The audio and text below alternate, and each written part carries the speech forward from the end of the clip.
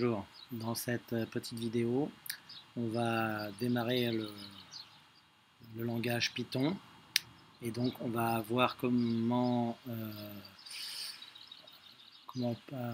qu'on appelle variable, ce qu'on appelle affectation, et puis on va voir les trois instructions type, input et print. Alors,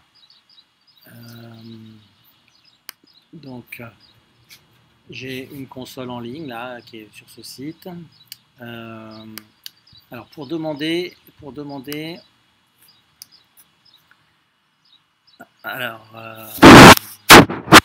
une valeur à l'ordinateur, on peut faire cette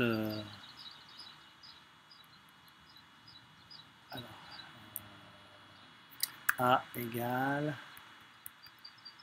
int input donner un entier.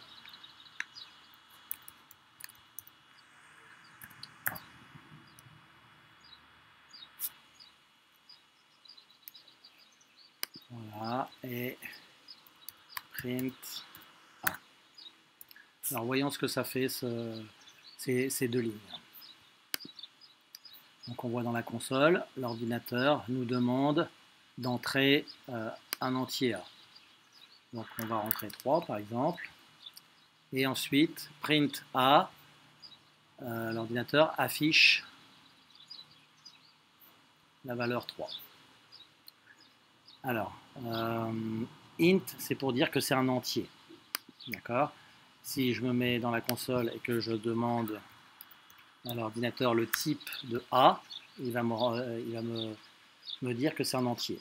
Voilà, c'est de la classe des entiers, int. Si je lui demande par exemple quel est le type 2.4, bah, il va me dire que c'est un réel. Vous voyez, float, ça c'est un réel.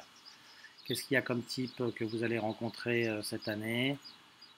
Peut-être les booléens. Si par exemple je lui demande le type de 2 plus grand que 3, là, il me dit que c'est un booléen. D'accord? 2 plus grand que 3, c'est faux. Donc un booléen, c'est soit vrai, soit faux. C'est soit une phrase mathématique qui est vraie, soit une phrase mathématique qui est fausse. Bon. Alors, je peux, par exemple, écrire cette phrase-là. A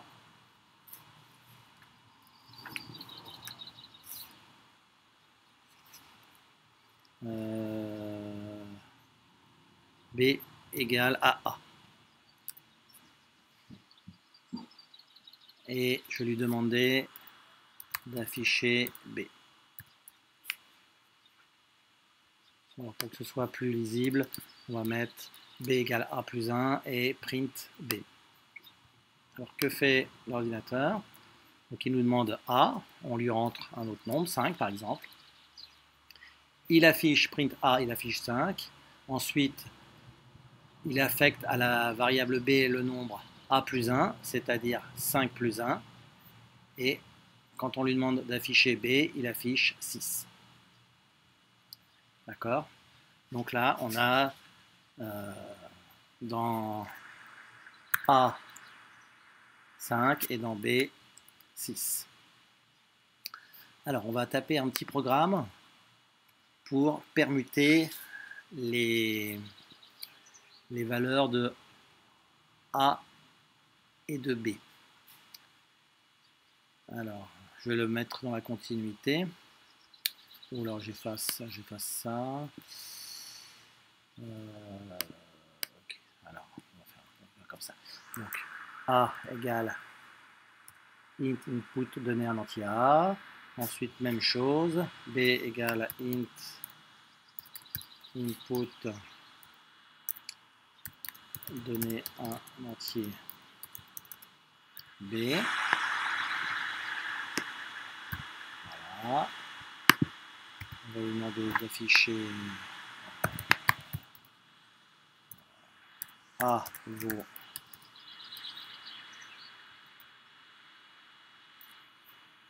et puis on lui demande d'afficher A, et puis print B vaut, et on lui demande d'afficher la valeur de B. Alors ensuite, on va prendre une variable intermédiaire que j'appelle C, et je vais lui affecter le nombre A. A, je lui affecte le nombre contenu dans B, et à B, je vais associer le nombre contenu dans C. Et ensuite, je vais lui demander d'afficher A et B. Je vais essayer de gagner du temps. Hop. Voilà. Alors, on regarde un petit peu ce que fait ce programme. Donc, donner un entier. Donc, on va donner 2 et 10. A vaut d'abord 2, B vaut 10, comme on les a rentrés. Et après nos changements de nos affectations, eh bien, vous voyez, A vaut 10 et B vaut 2. On a permuté la valeur de A et de B. Alors, j'explique un petit peu ce qu'on a fait. Hein, c'est comme pour permuter deux liquides qui sont dans deux verres, ben, on a besoin d'un troisième verre. Donc ici, c'est la variable C. Là, on met A dedans. Une fois que A est stocké quelque part, ben dans A, je vais pouvoir mettre la valeur de B. Puis dans B, je vais mettre la valeur qui était celle de A, c'est-à-dire celle qui est dans C. Voilà.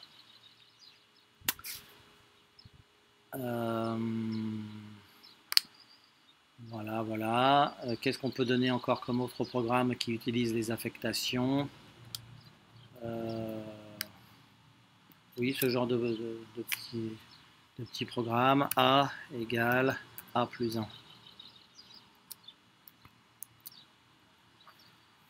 Print.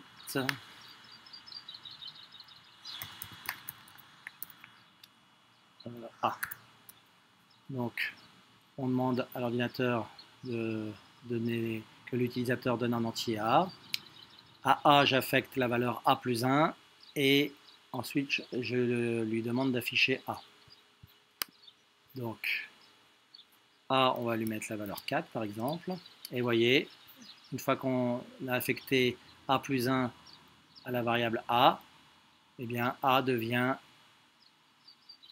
5. Hein, donc, une égalité mathématique qui n'aurait aucun sens, A égale 1, A plus 1, eh bien, en algorithmie ou bien dans un langage comme le Python, eh bien, ça a du sens. Ça signifie que dans la variable A, on va mettre le nombre qui est contenu dans A plus 1. Voilà.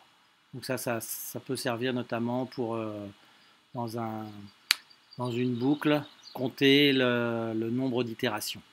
Je vous remercie.